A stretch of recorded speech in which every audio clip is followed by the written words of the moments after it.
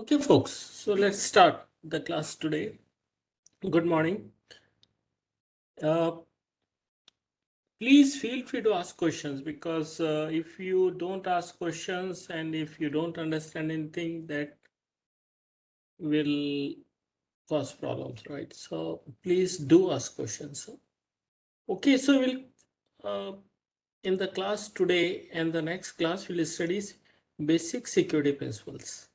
Okay, these are the common principles which we can apply when we design any software or any other article or any other equipment. Okay, these are common principles.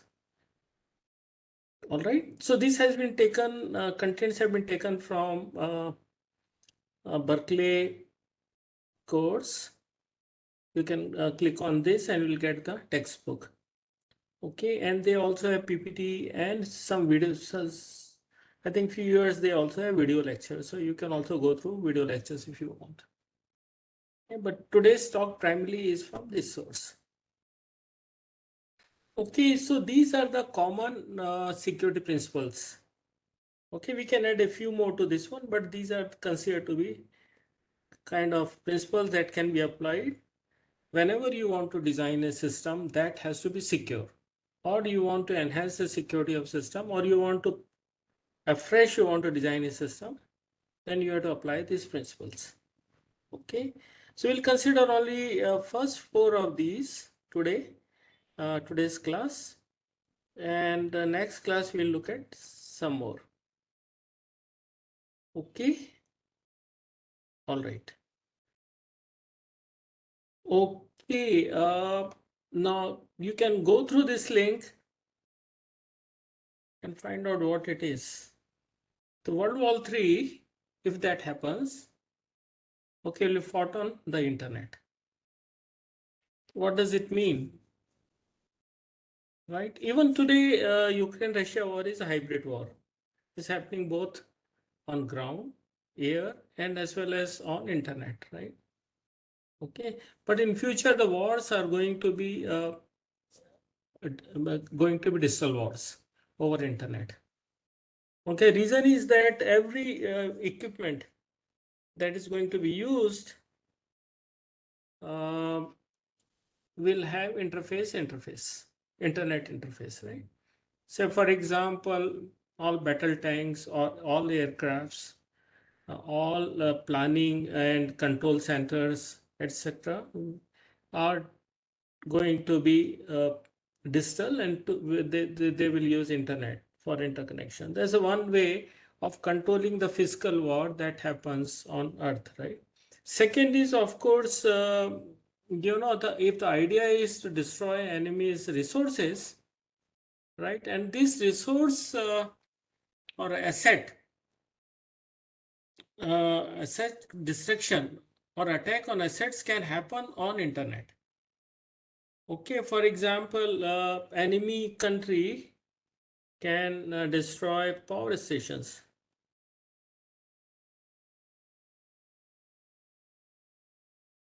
They can destroy hospitals. I mean, they can disrupt the operation totally, right? They can destroy even bigger, assets. For example, they can disable, uh, say, for example, water supply. And so many other things, or nuclear power plants, or they can, for example, if they are able to reach to the place where atomic bombs or missiles are kept, they can enable or disable that, right? Okay, so then future most of destruction is likely to happen over cyber or internet. So how are we going to prepare as a country?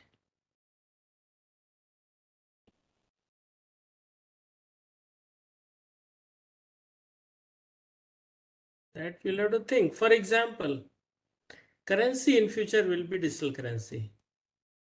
In fact, today most of the, a lot of transaction we do over UPI. okay, or Google Pay, etc., etc. If that is hacked, then enemy country can introduce digital currency, fake digital currency. All right. So we have a role here, to important role to play, that we need to safeguard ourselves. Enemy country or any threat actor can take away all the money from our banks. Okay, if suppose I have 10 lakhs in bank and they take all 10 lakhs, the bank cannot pay. Bank has minimum guarantee for each one of us for maximum 1 lakh. So all of us are going to lose. So very, very important thing is that we need to prepare ourselves to handle this kind of threats in future. And all of us will have to face this kind of threats. Any question?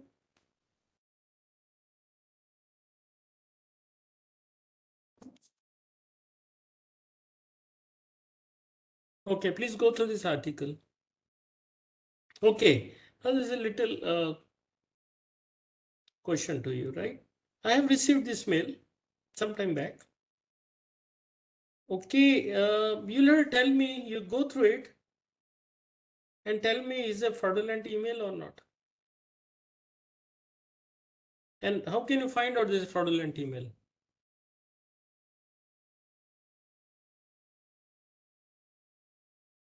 Okay, I'm asking you this question, so anyone can answer.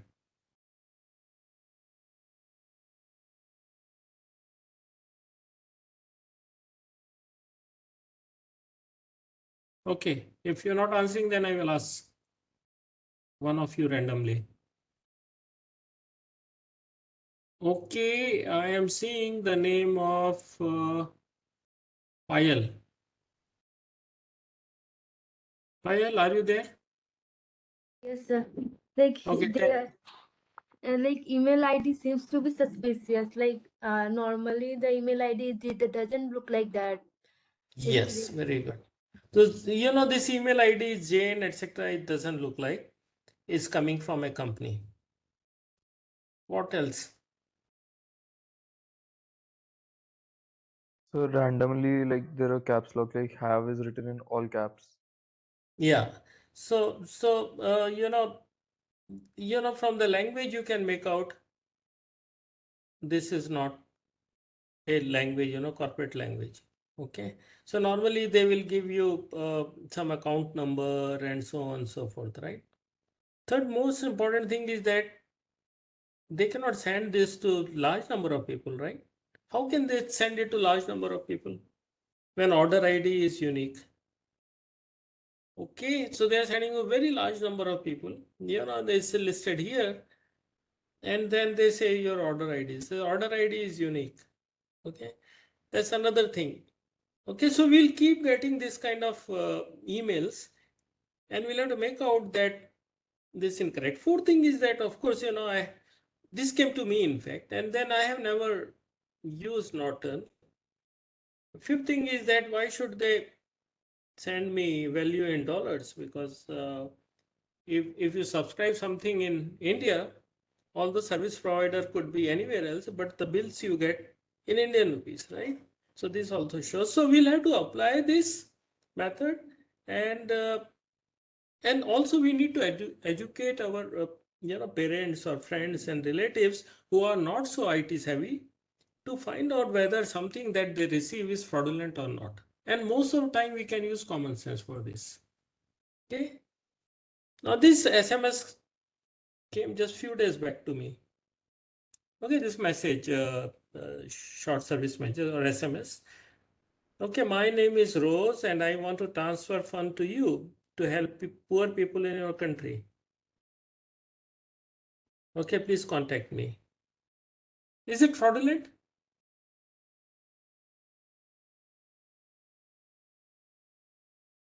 You would have received emails from Nigeria, right? Some Yeah, Nigerian guy. like the mobile number. No, here is started from +9, but it is India for India. Like if it is Yes, come from right. Yeah, very good. This is a good observation that it has come from Indian number, although she claims to be from somewhere else. That's first thing. Second most important thing is nobody wants to give money for free to you. And why you? Why I have been chosen to distribute money? Why not they can send it to Prime Minister of India, right? And nobody, believe me, nobody gives any money for free. Okay, and this Nigerian scam, you would have possibly received an email or message that I am Nigerian king and I want to save serve people of India, and then you have been chosen one of us, recipient, and then all that, and you have to pay a small amount of fee, transaction fee which bank charges for transfer of fund. And most of us will know that this is fraudulent, but believe me, there have been hundreds of people arriving in Nigeria, to receive money from them. And, and one of my close friend has been fooled. I can't believe that people who are so educated can get fooled by such simple tricks. Okay, so we can make out that this is fraudulent and you will continue to receive this kind of messages, right? So never get into these honeypots. This is what I received today or yesterday, a few days back. Now, what's wrong in this one? Okay, this there you may not find anything wrong. It may be a genuine person, right? But it's a spam. If this guy or 100 other guys sends me a message like this, I will get 100 plus messages per day. And if there is so they will come randomly, and then there's some an important message from my bank or somewhere else. I will not have even patience to go to this my genuine one, right? So these spams are really, really bad. So this is nothing but spam. So all these things are unwanted because anybody in the digital world, anybody can send messages to anybody else. Okay, and this can cause denial of service to me, or this can be fraudulent or whatever, right? It's unnecessarily using my resources, my RAM and my hard disk. Okay, all right. So this was preamble. Now let's look at first important security concept, which is called threat model. Okay, we know there is we have studied this concept vulnerability. Okay, and then we have also looked at what is threat. Okay, all right. So now we have to know then there can be a threat, and then what we are going to do about it. Say, for example, all of us have a house, right? If I have a flat, I live in a flat on 7th floor. Okay, my perception of the threats that can happen to me, or that have that's that might that threats that are possible is that somebody can break open my lock and enter when I am not there. That's all. Because I live in apartment complex which is 15 floors, which has 15 floors. So coming to 7th floor just by from outside accepting for either staircase or from lift, these are only two methods. So my threat, but nobody can enter from the window. Okay, so my threat model is that I have to protect only my main door and lock. Okay, and then I have to have something when I open the door.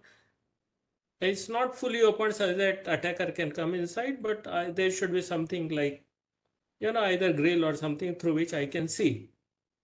Okay, that's all my threat model is for my home, right? Or maybe there is a some people come to help our in like maids, etc. We have to just be careful. That's it. That's all the threat model is. Suppose you have a home in a unsecured place and it's independent house, then your threat model has to be different.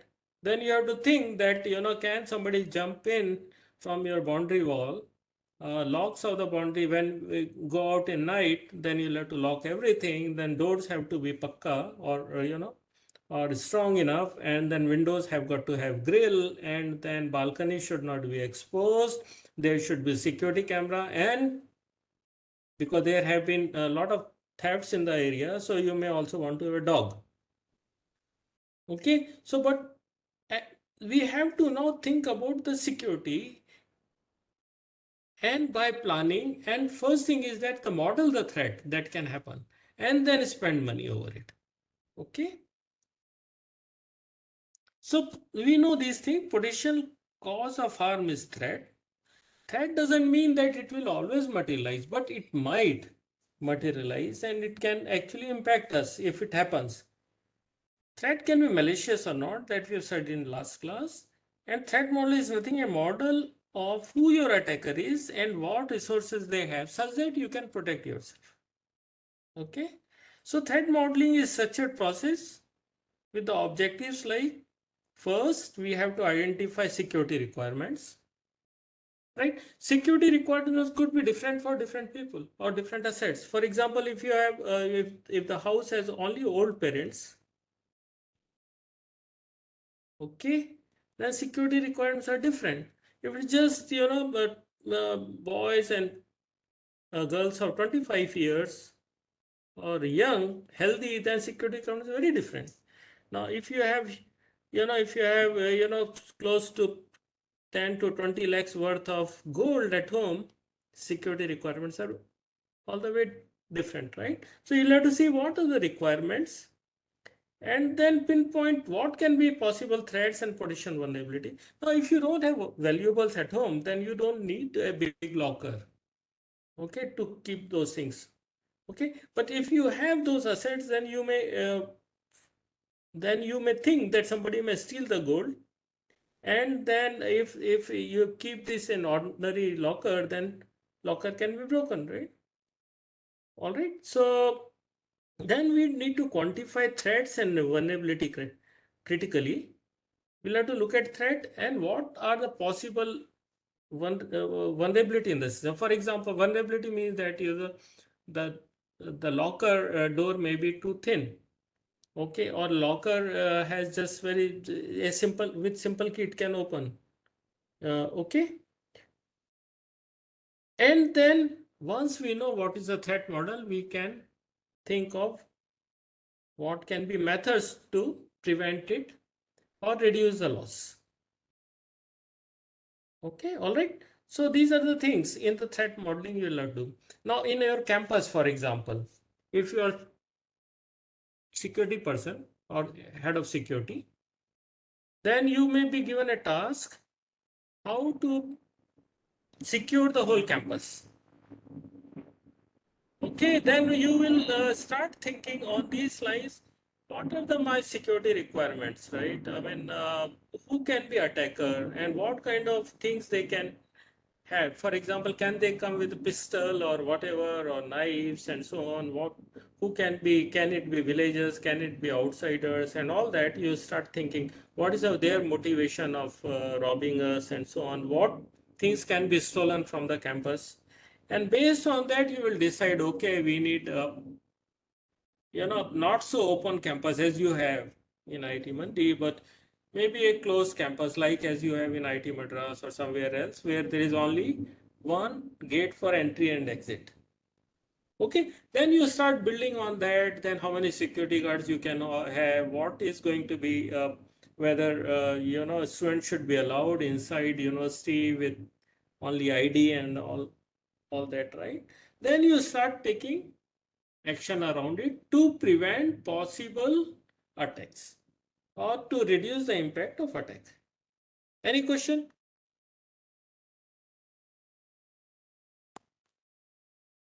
Okay, all right. So why do we do threat modeling? To understand threat to guard against during requirement. This means that you have to visualize the threat. Only then you can plan for how it can be prevented, or any attack can be prevented, or swift action can be taken. And then once we have done this modeling, then we have to design security mechanisms. Okay. And then once security mechanisms are designed, then we have to verify security of system design. Okay, once design has been validated, then you can implement it. And after implementation, you have to test it, whether it's working or not. Okay, so these are the steps. Okay, for example, when you are designing a software, you'll have to look at what is the security requirement. How many APIs I should have? Shall I use some APIs which are hidden, not is available only to admin guys or test engineers or not, right? What kind of language I am going to use? If you want to develop something which is extremely secure, then you're not going to use C. You are going to use some other language, maybe Python or maybe something else, which are strictly typed language. Okay. So then whole system design is done around security. Okay, when security is one of the requirements. Okay, even the coding style has to be different, which we'll study later. Okay, all right. So now, for example, you consider your personal security as an individual. Okay, now this threat model for you in campus would be different from in outside world. So let's assume you are in some place in UP, and then you'll have to start thinking, who can attack me? What is their motivation for attack? Would criminal know that I have money? Have they seen money with me, or when I'm coming back late in the night, they can attack me? Or should I go in bike, or should I go in car, and all that, right? Okay. So criminals can attack us for money. Some teenagers may attack us for fun if they want. Usually it doesn't happen. Government can also attack us by collecting intelligence from us, right? Like many, some phones that are manufactured have given access to government. Okay, and there was a case filed by Apple because government of US wanted access to all Apple phones, right? Um but Apple company didn't allow that, or something happened some on these lines. Okay, uh, and that's interesting, right? Intimate partner can spy on you. What is intimate partner? Intimate partner is like your spouse or your boyfriend or girlfriend or even any close friend, etc. Right? Partner, when you say partner, is generally people who are in relationship. Why should you spouse on your spouse? Why should you spy on your spouse? Okay, so if nice persons don't do it, but not all of us are nice. Okay, and usually number of cases that happen is very high, very high, right? So like husband want to spy on wife, whom she is meeting and why she is meeting and all that, and a wife may spy on husband, and the boyfriend may do it or girlfriend and want to have access to their Facebook and whatever, right? So it's very common, you keep hearing these stories, right? So this number is quite high. Okay, and it's advisable not to share login credential, etc., even with intimate partner until unless trust level is very high. Okay, all right, just be careful about it. Okay, so the attacker is usually human beings. Okay, so now how do we prevent this or reduce the chances of attacks? The best way to counter an attacker is to attack their reason, why they are attacking it, and how can we reduce the impact of that, right? For example, it can be for money, or it could be for politics or for fun. And then when we design our threat model, we'll have to see that how we can be attacked and then take corresponding factors in designing the defense system. Okay. And then in that we'll have to assume, we'll have to think ourselves as an attacker. And then see why I am going to attack somebody else, or why a criminal is going to attack me. And when is it going to happen? Okay. So for example, attacker can attack without notice. Generally attacks happen without notice. Okay. Or I would think most of the time it happens without notice. Okay. So attacker knows a lot of information about us, right? For example, when they want to hack, they will know our name, name of, uh, you know, IP address, or for example, what OS I am going to use, what are the software I am using, and try to find vulnerability in one of those, and then use that information to get into system. All right.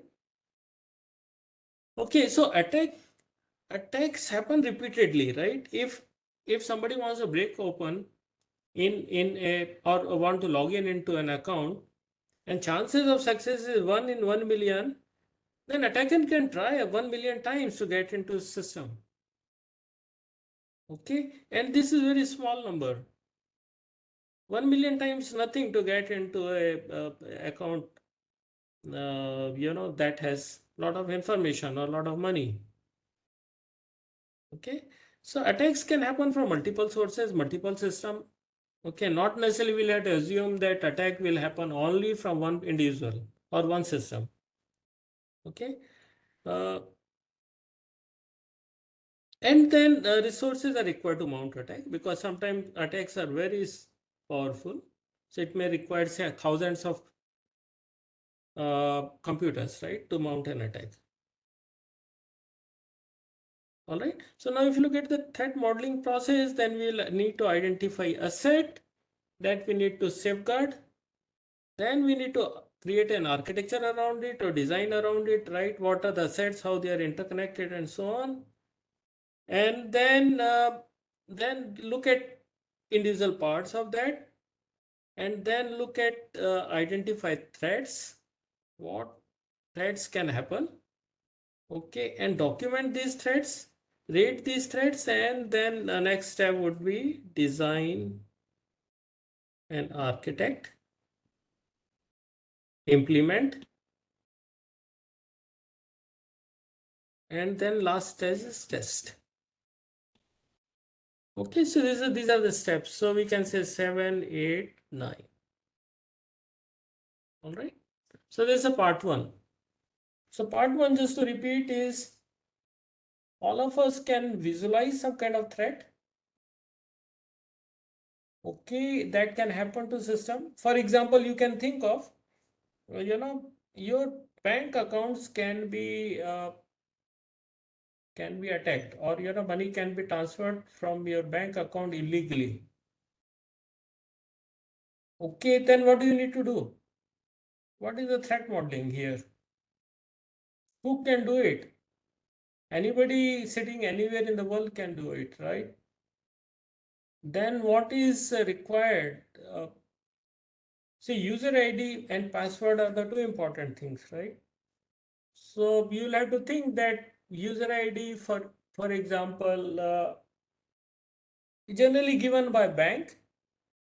Okay, but you can also change, or you can make a request to change of user ID. Okay, let's assume that user ID remains the same, but password is in your hand. You'll have to find out whether you have changed the password recently or not, or password is long enough.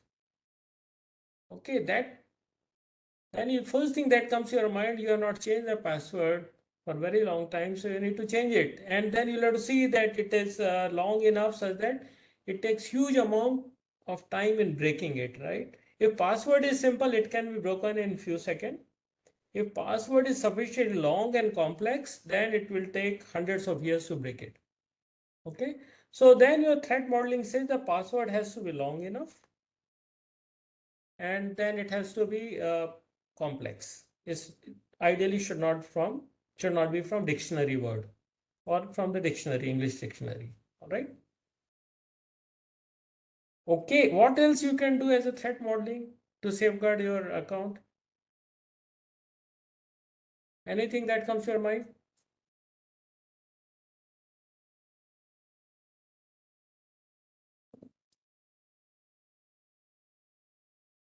Never give user ID and password to anybody, even to your close friend. Okay, the second thing that you can do as part of threat modeling. What is the third step? What else you can do? You can do two levels of authentication. One is password, and secondly, you always opt for uh, some OTP. Okay, so there are number of actions you can take to prevent threats from happening. Now let's assume that despite all that, you still feel that there is a threat. Then what do you need to do? You need to open 2 or 3 accounts. Okay, you are not going to open account in very ordinary bank, right? You are going to open account in banks which are considered to be trustworthy, and then split your money into multiple accounts such that in the worst case it happens, you will not lose the full money. Okay, all right. Any question?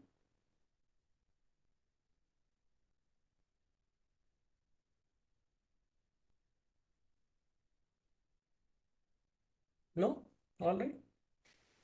Okay, second is called TCB or Trusted Computing Base. Okay, so if the system is quite big, you cannot make everything. Yeah. Sir, I have one question. Like, if the hacker has get the OTP, then what will we do? Like, he also get the OTP. Like one step for, so what Yeah. security system will we implement? Like, if we get the OTP, like So normally the OTP was the. OTP, yeah, OTP comes in your mobile, okay, or by email. If your email account is hacked, only then it will be a criminal can use it. Of course, then you can't do much. Okay, so make sure that your email account is not hacked or you receive it only on your mobile. Okay, now if you receive it on mobile, of course, you don't need to tell anybody. You know, a friend of mine who is a senior manager in one of the IT companies and knows that these are common methods. He got a call that you have sufficient number of points, bonus points in credit card, and these points are expiring. So you just what we'll do is that we'll convert this into cash for you. You need to just give the OTP. And this guy agreed. He is a manager in IT company, right? And knows. So he got an OTP and then transaction happened and some money has gone from the account. Okay. Now you note that this OTP is or even your password is not accessible even to the bank manager because you know if somebody sends you a password, a bank sends you password, it means that there is a fraud.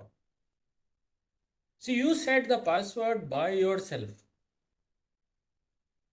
Okay. Suppose you forgot your password, then bank should never send you password. You are supposed to do it by yourself or any system for that matter. Okay. And then because nobody else apart from you will know what is the password because passwords are encrypted or hashed. Okay. So nobody will know what is the password for you, right? Okay. And then OTP will come to your mobile phone. You should never tell OTP to anybody. That's the simple answer. Okay. Yes, sir, thank you. All right. So second concept is TCB, Trusted Computing Base. Okay. See, we have to make system reliable. If this is a system, we have to make it reliable. How do you make it reliable? Are you going to make everything reliable? So your campus is big, right? You have 2 campuses. How can you make everything secure? Are you going to put a big fence around the whole campus and nobody can cross it, and 50 feet wall? It's not possible.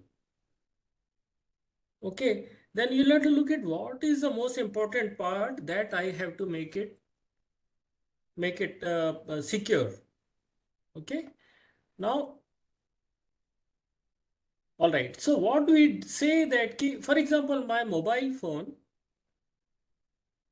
has about 20 million lines of code. It's written over last 10 years, right? By thousands of developers. Are now I want a secure mobile phone. I, do you think that all these 20 millions can be made secure? Who's going to test it? Who is going to design it? It's designed over 10 years, right? So it cannot be secure. So we say that something very small in the whole system can be made very secure. So this is absolutely secure. That can be trusted. Is simple enough to be tested fully. And the main operation of the whole system will depend on this. Okay. All right. So we called it TCB, the part that is 100% safe. And then the whole system cannot be, uh, uh, then we cannot say that the whole system can be made secure, only part of that, right? And this TCB will have properties like it's correct, it has to work properly. Okay, it is complete. It means that anything that's that's for the rest of the system has to go through it. It cannot be bypassed, right? So you are making an IO request. A process is making IO request, and then it has to go through TCB, right? Because the hard disk or the RAM can have a lot of information, right? So it cannot be bypassed by any process. Okay. It has to be secure. It cannot be tampered, right? Anything that's outside it cannot tamper it. Okay. And it has to be very small. Okay. Uh, and because it's small, it can be tested easily. It can be easily designed. It can be easily made, right? Okay. And it has to be just very, very simple and small. Okay. So now this is an example. So this is the whole system. Whole system. Now this is, somebody has said that this has to be TCP. Others say that the small part of this has to be TCP. One of these is correct. Now this part cannot be made TCP because this is huge. It's 90%, 80 or 90% of the whole system. Right? If the whole system is 20 million lines of code, this can be as much as 18 millions. Can you make 18 millions absolute trustworthy? No. Right? So we'll have to make a smaller part as TCP. All right. So this is example of mobile system which we just discussed. Okay. All right. So in a mobile system, or mobile system as main part as OS, operating system, right? You would have done a course on OS, right? Now, OS itself is huge nowadays, right? And now we have concept of the kernel or basic part of OS has to be very small, and then which will be done in kernel space. And rest of this will processes can run in user space. So something that is in kernel, a very small part, or even smaller than this, has to be part of TCP. Any process, for example, a process, user process P1 makes a request for a data from hard disk, which has come to RAM, okay, has to go through this kernel, okay, before it can do the read or write operation. So now we can see that the part of this TCB which has to be 100% trusted has to be hardware. Because processor cannot be corrupt. Processor has to be 100% reliable. A kernel, system binaries, system configuration files, set UID, root program, etc. We'll study set UID later. Okay. And we call this part a reference monitor, part of the OS that can be 100% trusted, which is tamper proof, always invoked, small enough to be fully tested and analyzed, is called reference monitor. Okay, so this is a reference monitor through which all user processes have got to go through. Okay, all system calls, right? We do, a process has to do get a data from a hard disk, okay, which or to read it from even from RAM, then it has to be done through a system call. All reading and writing in a system, there is a system call. It means that now process cannot directly go to RAM, but it has to go through OS, right? And it has to go through a system call. When there is a system call, the processor changes mode from user mode to kernel mode. All right. Okay. All right. So please remember that there is a concept of TCB. This is TCB, which is part of that is reference monitor, and it has to be extremely trustworthy. It cannot be tampered. It cannot be corrupted, right? And all processes have to, all the requests for critical resources have to pass through that. Any question? Are you able to understand it, or is just too fast or too slow? Is it okay? All right. Third is human factor. Okay. Users, most of the leaks in the system, most of threats happen because of users, right? Do you know one thing that in an organization, most of the data thefts happen not because of outsider, but because of insiders. Okay, that's a different point altogether. But as a user, I want convenience. Okay, give a mobile phone or laptop to your grandmother, maybe 70 years old, okay, and is not trained in IT. She cannot use it, I am certain.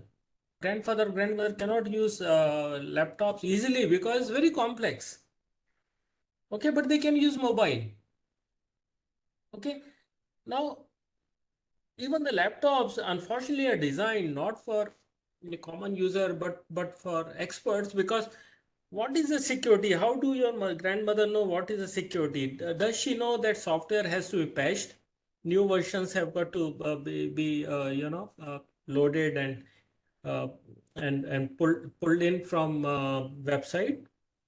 How does she know that there is a concept of malware detection software like Norton or whatever, right? And it is not. So most of systems are not designed for a common user. It's not designed for convenience. Okay, how do you protect your mobile for that matter, right? Okay, most of us don't.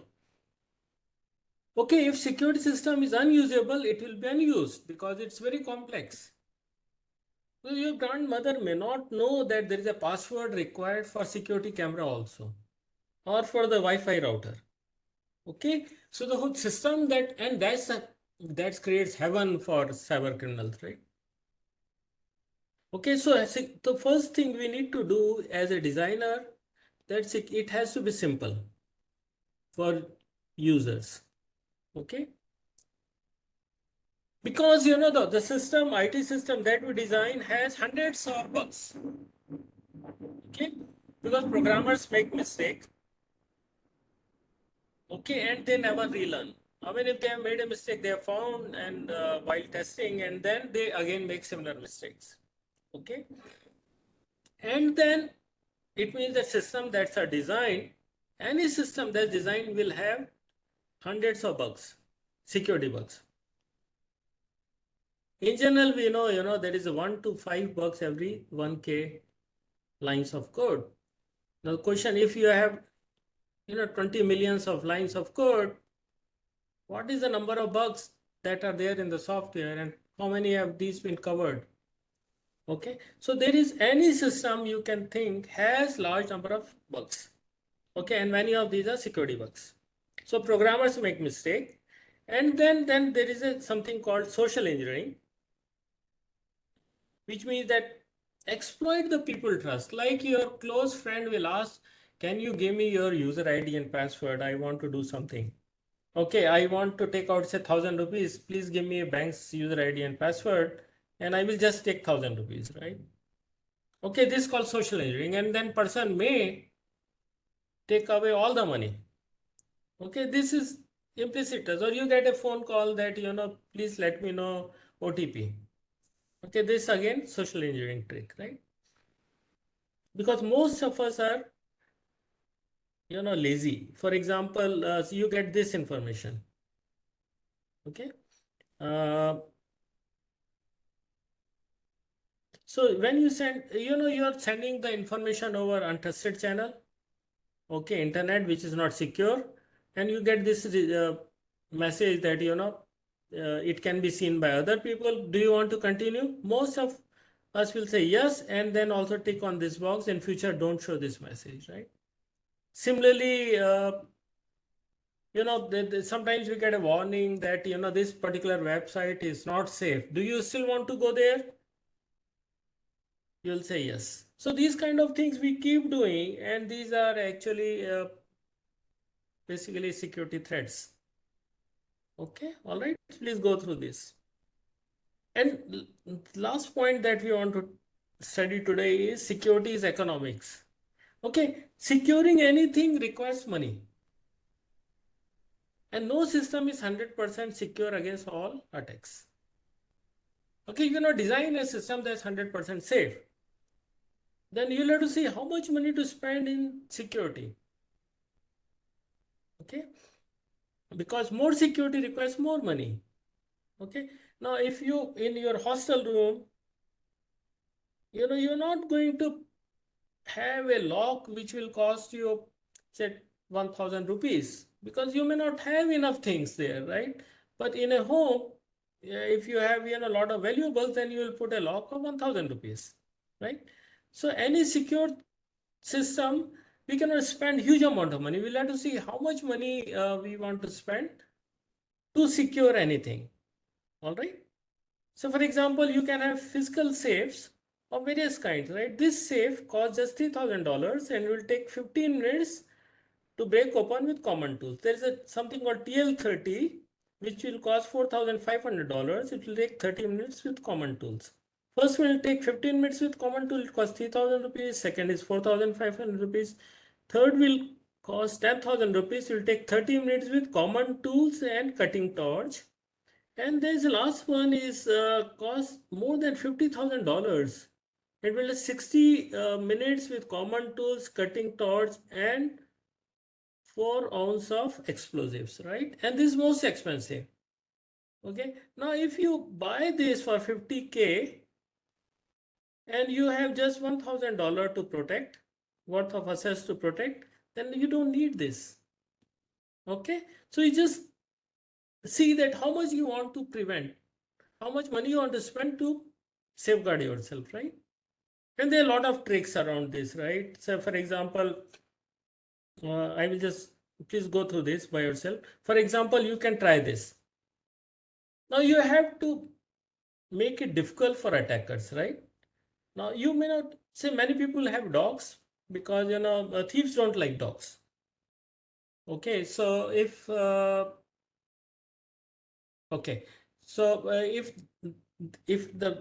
if a burglar or thief has to choose a house that has no dog, then they will prefer the one with no dog than one having dog. So what do you do? Now you don't want to keep dog. You don't like dogs, right? Use this board in front of your house. Okay, then thieves will not. Thieves will. They don't know whether it's a dog or not, so they will prefer a house not having dogs. So what many companies do, they say that security camera, you are being watched on security camera. In fact, there's no security camera because now criminals will not do any theft. Okay. Now sorry, there's another point which will very briefly cover. Now, it may be very, very harmful if there is attack and it's not detected. Now, we cannot safeguard ourselves all the time, but we should be able to detect it such that we can recover from it, right? So detection is very important.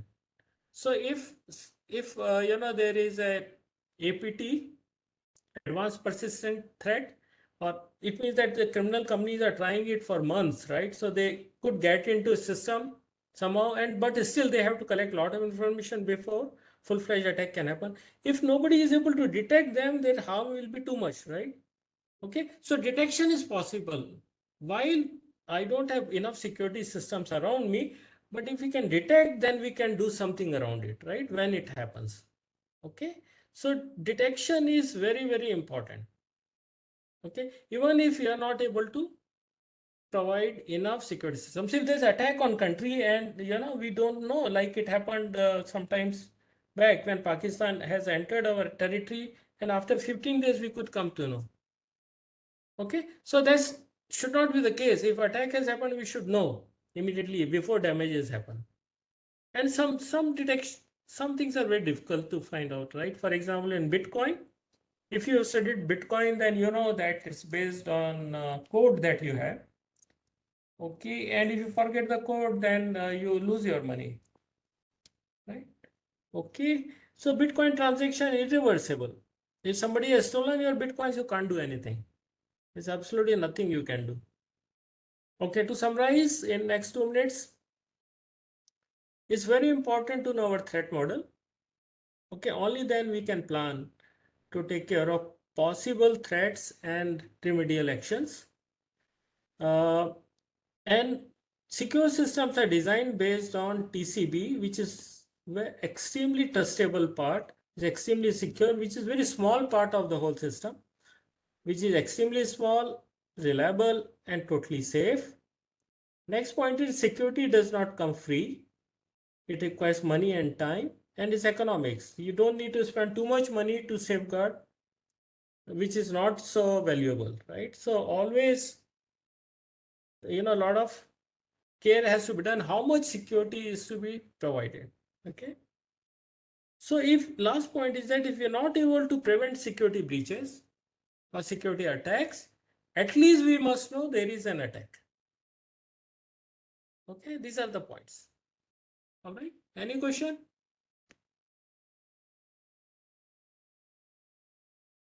Hello, sir. Yeah. Sir, I want to ask that what will be the TCB in a logging authentication of a website? Say for example, it could be website. What do you use? You use security protocols, right? So you are using HTTP. Okay, HTTP does not give any security, right? You have to have HTTPS. Yes, sir. Okay, now that TCP there would be security protocols, which is corresponding to HTTPS or IPsec for that matter, or SSH. Okay, sir. Okay, all right. So this something that provides security, which is very small and extremely reliable. If SSH is corrupt, then nobody can provide security, right? Because security protocol itself does not work. Okay. All right. Any question?